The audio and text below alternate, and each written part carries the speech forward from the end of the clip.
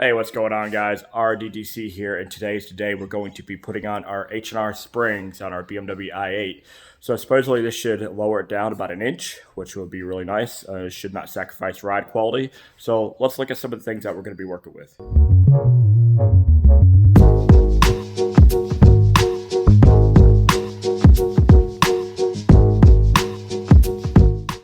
Here are H&R Springs. We have our spring compressors. Hopefully that they will fit. They should. We have some, I think these are called E-Torx bits or something like that, sockets. We have our impact wrench sockets, our impact wrench, and our trusty Craftsman tool set here. So to get the work done. And that should be all that we need. If I come across something else, I'll let you know. The i8 here, I'm going to be doing a series of videos while I'm doing this right here. One is going to be showing you how to open up the hood. There are some videos online that are showing this. One of them is from BMW, so not a big deal. And then right here, the springs should lower this down about an inch. I have about maybe an 1.5 inch gap or something like that, maybe 1 3/4 gap. I went to Harbor Freight yesterday, and I bought this auto trim and molding tool set. So just because, you know, I have to take a lot of trim off of my older cars. But I want to use this one, either side, to pull these little tablets off. You could probably use your fingernail or a screwdriver, but I just don't want to screw up the paint. And behind this tab is a pull tab, a manual pull tab. There's one on each side that releases the top of the hood. So we're going to take that off. All right.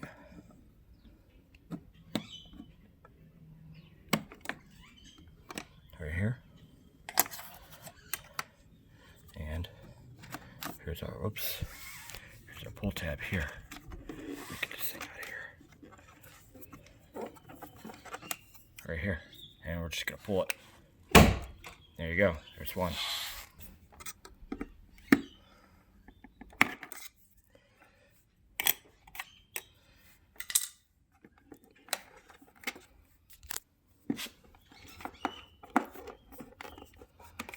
And here's two.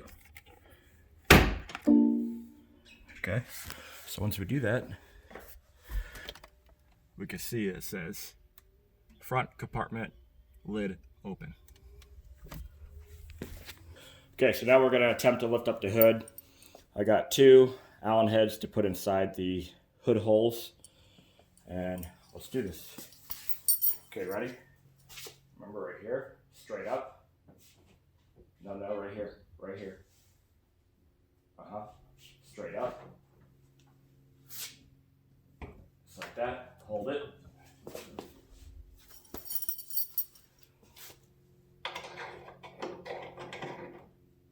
Okay, hold your side.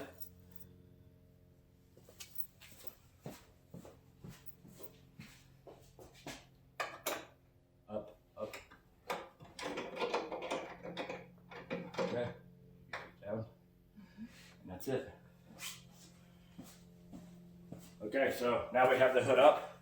Doesn't really go up that much, but it goes up enough for us to do what we need to do, which is going to be disconnect the battery, because I see some electronics that go to the springs and struts, and so we can discharge a high voltage system. Now that we have our hood open, time to undo the negative battery terminal using a 10mm socket.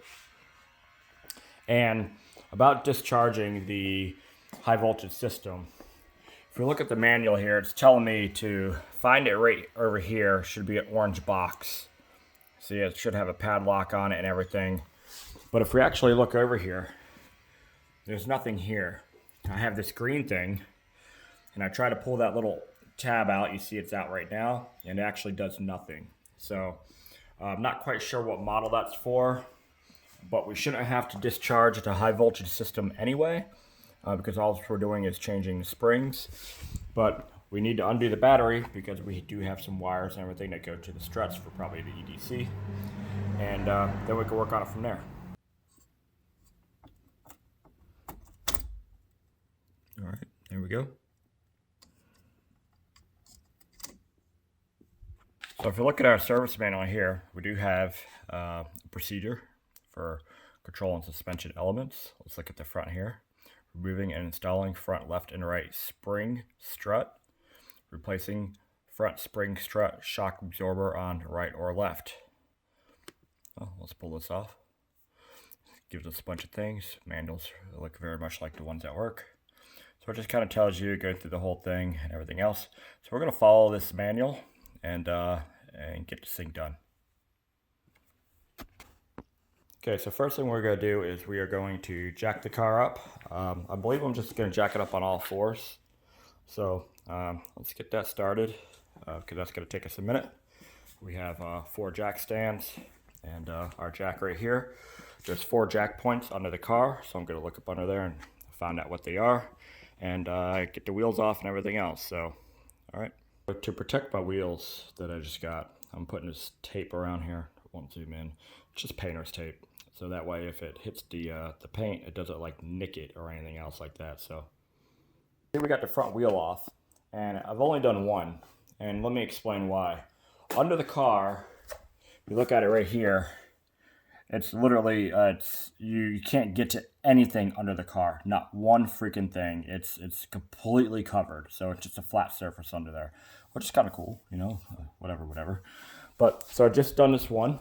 And our next step is to disconnect these sway bar links. See if I can get in here. And you see it's got a Torx bit in here and it says absolutely use the Torx bit while you're unscrewing it. It says to do both sides. But I'm not seeing a need for both sides, maybe just one side, but we'll see. I know that sometimes that they'll stay in there, and maybe I just need to do that just to get it out of the hole. And this is kind of got a fork style. You see this right here? See that? Kind of like a bike fork. So it disconnects like right here. And then it looks fairly easy. Just disconnect the sway bar link and the 3 things up there, and it should come right on out. We'll see. The wrench head type is a 16 millimeter. The Torx bit screw that is in there is a T30. Now you have to use this combination of a wrench because it's going to obstruct the T30 and you need to have both.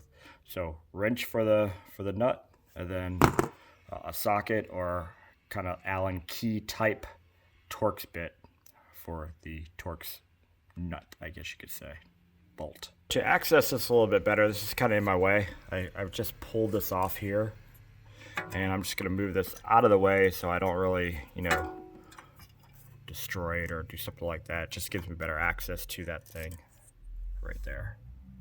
I just noticed this when I was looking around, but look, they're using M Performance parts on the i8, which is pretty cool. This is the first one I've seen. I don't know if any other parts are M parts, but that's pretty cool, you know, knowing that probably the reason why the car handles so good. Now that we got the bolts off, I do have the tie rod off right here. I'm just going to hang it here so I know which side is top, which side is bottom. And what I had to do is to take the strain relief off is you have to jack the car up just a hair. So I put a jack under here. It's in the frame right here, so you can see the frame's kind of right there. So I just kind of followed it, make sure I wasn't damaging anything. And then I used my jack to kind of push up on this nut right here, and the thing came right on out. Really super simple. And I remember, you know, I had to do that on my last car too. So now we are going to continue with the next step, which is I'm going to undo the plug up on top. And then I believe we undo these bolts down here and the bolts up there. And I think we have to drop this suspension back down, or this the hub back down, in order to release the fork here. On this plug right here, we just undo the plug, lift a little tab up, pull out. And then on this right here, you're just gonna lift straight up really hard and it comes right on out. So we're just gonna push that off to the side. We probably didn't even need to disconnect it, but that's what the instructions say. So if we look over here, you can see it tells you to remove this first, number 3, or actually 1, 2, 3, 4, but there's the wire, and then pull up, number 4, spring from strut. So Our next step is we're going to release the strut fork. It is a 18 millimeter on both sides. So we have the nut on this side and then the bolt end on this side. So I'm going to use a socket and a wrench on either or side and release the fork. Now that we got this bolt undone here, or the nut, we need to come up here and release these three up here. 1, 2, 3. We're using an E12 star point right here. Fits right up on there. With the 3 bolts undone on the top, we're able to easily get this bolt out on the bottom. There we go. Everything's loose. Now the conundrum of getting this out of here, and I'm not really quite sure if we're going to have enough play to even get this thing out of here to get the spring out. So this is a problem, and I need to try to figure this out. Whether I can remove this bolt, drop this down, and maybe I can get a little bit more play out of this. You see that right there? Or I'm going to have to get the steering axle out of there right here. So, and this is got to do with the regenerative braking hub also. So I'm a little nervous as to how to get this thing out of here. I undid this bolt right here, which uses a E14 star point and a 14 millimeter. But here's the thing, you start pulling the bolt out, no matter what you do, this thing strips. You see that?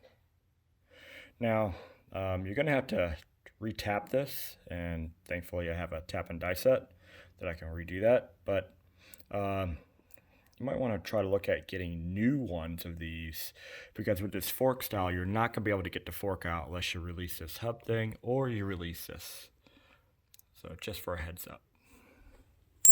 We have this thing out in here. We just need to make sure that you put it back in correct. This is going to be towards the front of the car. I have spring compressors and a torque thing, so I'm going to compress this here and get these springs off and put the new spring on. So with the spring here, obviously you need spring compressors, and we are using an 18 millimeter, and it's the, I believe a 12 point is what you call that. Here's the bolt right here. The BMW wants you to use a special tool. You can see it right there. It gives you the part number, but it just, as long as you have the 12 point, it should be fine.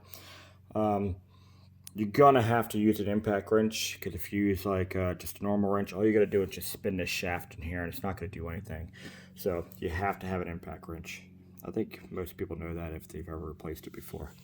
All right, and then this cap just comes on off. Now I've marked this right here, mark here, and a marking right here.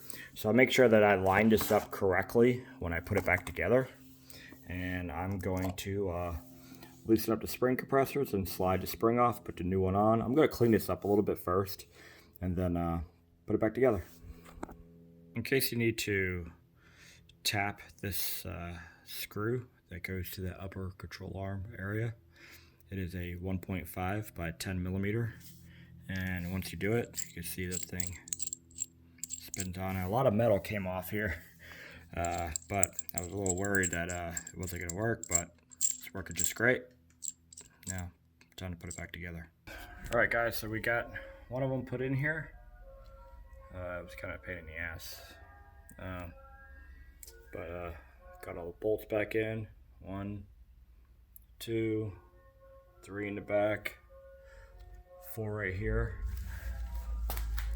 3 right here. Snap this in. Snap this in. And that's it. On to the next one. I'm not going to show how to do the other side because it should be just exactly the same. So I'll continue on with the rear. We're now working on the rear. We got the 2 fronts done. And the first thing after we take off the tire is we have to remove this aero cover. Aero cover is right here. You can see these are 2 plastic kind of tabs that come on, screw tabs that kind of come on off. They're 10 millimeter, and then we have another one back here, right here, and that's an 8 millimeter.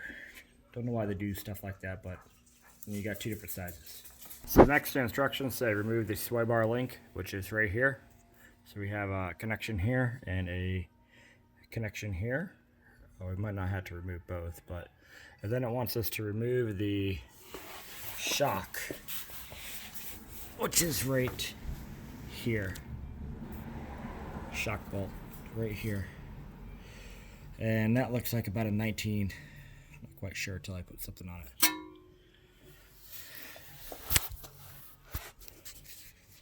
So to make life a little easier, I guess you got that bolt up there, Torx bit, and then you got one, and then another one right over there. I'm gonna take these things off right here. Just know that this is over this one. So this one comes off first, and then this one, and they're all 8mm screws. All right, so I've completely run out of daylight here, but when working on these, you can barely see it here. These bolts right here, there's some Loctite on there, and boy are they tight. I would suggest using a breaker bar, like a wrench on the end of this thing right here, and it'll make your job 10 times easier, man. They are super, super tight, so just to give you a heads up. Here we got the rear strut out, and let me tell you, it was not easy. There's 3 bolts at the top, were just, them being Loctite, were just super, super hard to get off. And then this bottom bolt right here, oh my gosh. I had to like get under the car. I had to strap myself to some of the control arms and just like push with my foot with a breaker bar before it even come loose. It was super, super tough. We just got the new spring put in, and what they didn't tell you in the service manual, it says, hey, when you disconnect the spring, don't let it drop down. They did not tell you that this right here was down here, and it springs up about 6 or 7 inches. And here's the thing, right? It barely moves down. You see that? So I gotta figure out how I'm gonna get this thing back down. That's the problem. That's my next thing on the agenda, is how do I loosen the tension on this thing to get it down. So, all right, let's figure it out. I wanted to make a quick note on the rear shock, or strut shock, whatever you want to call it. You do not need to use the spring compressors. Just put the impact wrench on it and undo it, and it just kind of just comes up a little bit. It's nothing that's gonna hurt you or anything else. So kind of just floats on there. Then you just push it down with your hand and tighten it up. So it's really super easy. Okay, this freaking thing is in, man. Let me tell you, this thing was a bitch. I'm not gonna lie to you. Because this thing springs up, I had to put a pry bar down here on this point and put it on this. You know, it bends this, but this is only lightweight aluminum, and I could replace that part, but I think I did a good job bending it back in place. You know, don't knock me for it. I really don't care what you guys think. So, the wheel is getting ready to go back on. Everything's tightened up. You got the sway bar link. It's this big, huge 21mm nut right here. And then the 3 E12 Torx. So everything's good to go. I put some Loctite back up on these before I put them in. So we should be good. And I'm gonna put the panels back on here, and we'll move to the other side. I'm on the passenger rear here, and I noticed that there's something slightly different, and I wanted to point this out because typically procedure could be the same on both right and left, but this one has something different. You see this bracket here? That is not present on the driver's side. So it looks like I'm gonna have to take, I still have the 2 bolts here. The 3 bolts. 1, 2, and then 3 like normal. But I'm gonna take these 2 out right here, and then these 2 out right here for the bracket. It seems to be the only thing that's really different about this passenger side compared to the driver's side.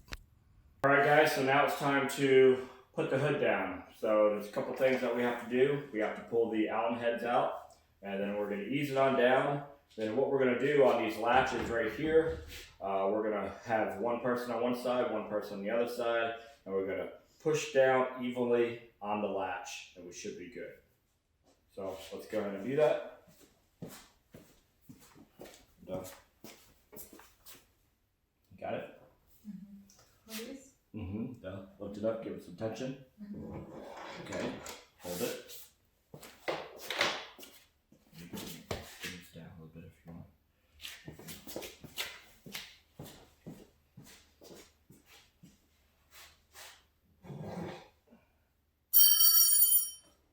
Okay, now. Okay, so now we're gonna push it up and out like that. Lay it down. Okay, now find the latch, which is right around here, right here, about 10 centimeters back. I don't see where is it. It's about 10 centimeters back, right there, right there. Oh, I think it's here. Okay, all right, one, not too hard, okay? Right on the edge too, Mom. 1, 2, 3.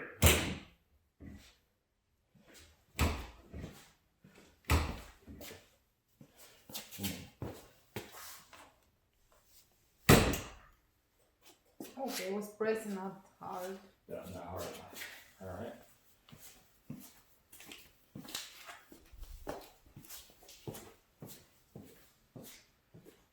All right, guys, and that concludes how to close the hood of the car. And everything looks lined up, looks pretty good, and we're ready to drive it again. Don't forget to put your latches back in and put the little cover plates back on your car. And that's it.